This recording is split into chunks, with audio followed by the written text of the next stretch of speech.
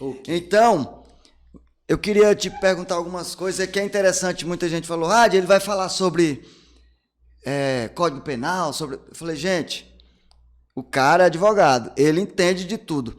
Mas vamos fazer o básico, o básico. Eu tive olhando, Flávio, olhando e vendo nos últimos anos, em 2020, a gente atingiu uma média de 40 mil mortes anual, 2020. Ou seja, teve uma queda brusca. Com relação aos anos de 2016, 2017, entendeu? Depois que esse governo começou com algumas regras bem mais rígidas, mas não mudou o Código Penal, não mudou muita coisa que a gente quer.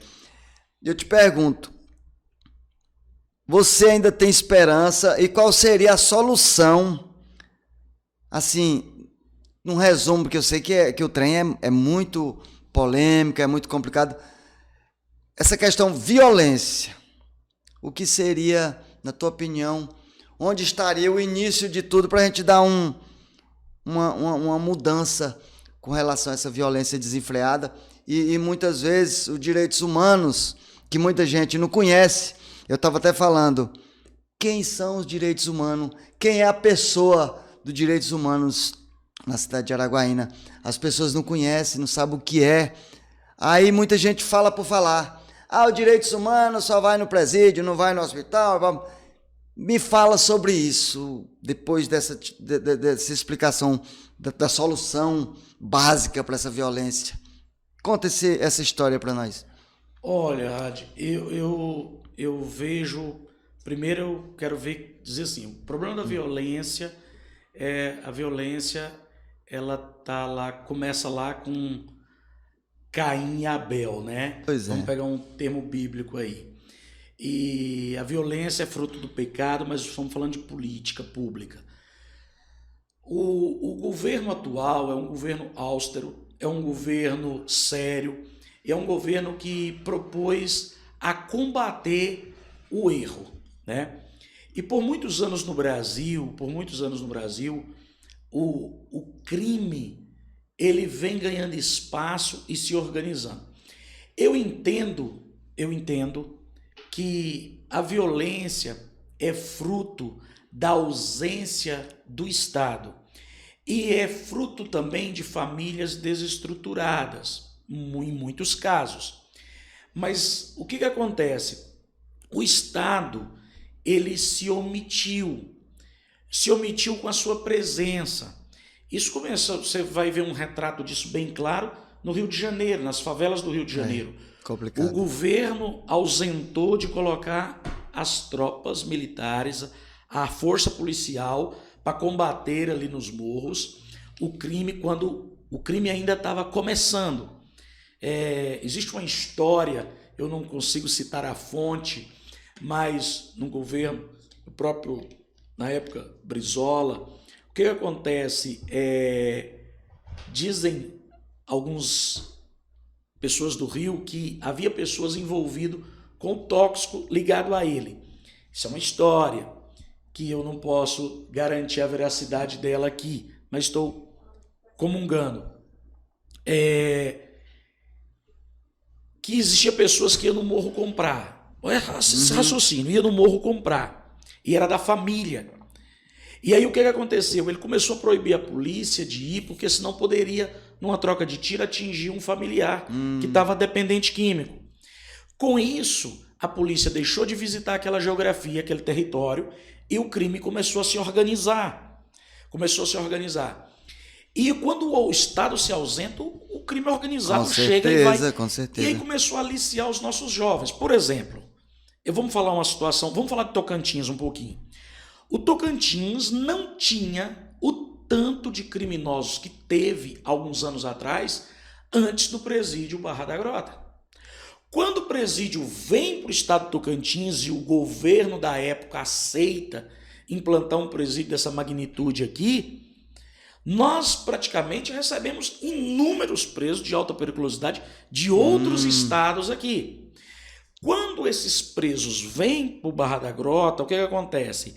Aquelas pessoas que são vinculadas a eles parte. vem para a geografia. Cara, E já aí pensou? começa um processo de batizar pessoas no crime organizado. Ah, Você não ouvia falar em Araguaína há alguns anos, em PCC, Ninguém sabia em o que Comando era Vermelho, mas com o advento de um presídio dessa magnitude para a nossa região, o que é que veio? Veio também esses efeitos colaterais. a família deles. Digamos, A família do crime. A família do crime. Cara. E começa a fazer escola. E aí nós tínhamos um governo anterior no Brasil que entende que roubar celular é normal. Sim. Nós temos um ex-presidiário que diz que tem que incentivar a pessoa. Ué, o que tem? Eles estão Roubar um roubando só para celular. tomar uma cervejinha. É verdade. Que resolve a guerra ali da Ucrânia sentando numa mesa de bar. Então, assim, esse tipo de política fomentou e possibilitou a expansão do crime.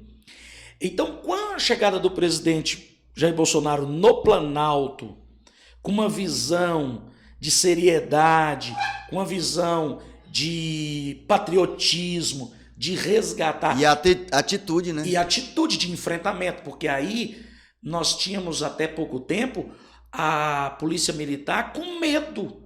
Com medo como? Com medo de ser achincalhado pela imprensa, de ser acusado.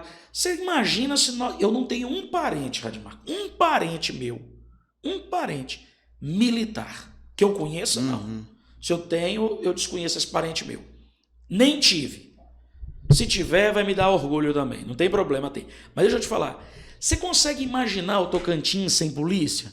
Você Meu consegue Deus. imaginar Araguaína sem polícia? Já passamos por isso poucos dias Numa greve, lembra? numa greve e os caras acharam que eles poderiam atacar, quebrar tudo, roubar tudo, não é isso? Exatamente. E por muitos anos, nós tivemos um olhar, e até hoje em muitas escolas se falam mal, da força policial. Já pensou, Enquanto cara? que, na verdade, são verdadeiros heróis que trabalham e ofertam as suas vidas para nos proteger. Então, com a chegada do presidente Jair Bolsonaro no Planalto, a força policial ganhou mais ousadia, autonomia. Você quer ver uma história? Não se vê falar em roubando celular mais. Não se vê que roubou uma bis Cara, mais. em 2015, 2016, Araguaína virou o caos. Lembro direitinho, eu tava na rua militando, tava correndo atrás, virou o caos. Muita morte de pai de família nas frentes das lojas. Exato. E aí, de repente, cara, eu falei, meu Deus, onde é que a gente vai parar? E aí veio o comandante Silva Neto, deu uma freadinha, não foi? Sim, sim. E aí, de repente, veio o presidente Bolsonaro em o 2018. capitão colocou moral no negócio. Muita gente vai achar que a gente tá fazendo campanha aqui. Mas a verdade não tem como você esconder, cara. A verdade tem que ser dita e pronto. Não importa quem vai pensar o que é o que a não é. realidade. Entendeu? Isso nos salta aos olhos. 2020 caiu de 63 mil anterior em 2020 para 40 e poucos mil, que subiu em 2021 devido à pandemia, mas não foi morte relacionada à violência no Brasil. Entendeu? Agora, quando você falou assim para mim, você fala assim para mim, e o que pode ser feito? Aí nós precisamos de política pública para ocupar os nossos jovens e dar oportunidade de ensino de qualidade e proporcionar oportunidade para esses jovens entrar no mercado de trabalho, se tornar empreendedores, poder fazer com que esse jovem tenha sonhos. Sonhos. Verdade. Nós temos uma síndrome no Brasil, o pessoal até fala assim, a síndrome do vira-lata, né? Brasileiro, não pode, não. Não, nós podemos, os nossos jovens são inteligentes, entendeu? Quem inventou o Bina, hoje que você tem aí num celular, você olha e vê quem tá te ligando, isso nasceu lá atrás com quem? Com um brasileiro. O mundo inteiro usa Tanta isso. coisa, né? E ninguém fala disso, mas foi um brasileiro. Então, quantos cientistas nós já tivemos? Falta Quantos muita jovens? oportunidade também, né, cara? Muito, Investimento. Muito. Quantos jovens nós tivemos na nossa época? Lembra aí, seus colegas de sala de aula, que eram verdadeiros artistas, Com que certeza. desenhavam aqueles gibi, desenho em quadrinho. Essas pessoas não foram estimuladas. Não. Não foram estimulados. Muita gente Então, se perdeu por eu aí por acredito falta de apoio e oportunidade. Exato. E eu acredito que nesse modelo de Brasil, um Brasil de oportunidades, um Brasil que olha para a nossa juventude. Meritocrático. Exato, exato. Merece. Você tem que ralar, você tem que lutar para conquistar aquilo. Nada de cota. Cota Olha, não cara, dá. é né? um negócio.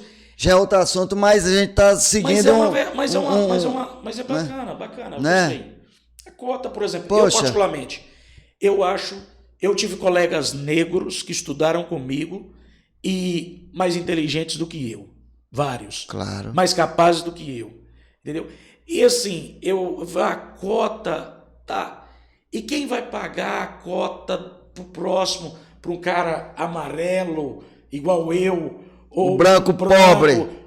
Não, eu acho que tem que ser o seguinte, Né? nós temos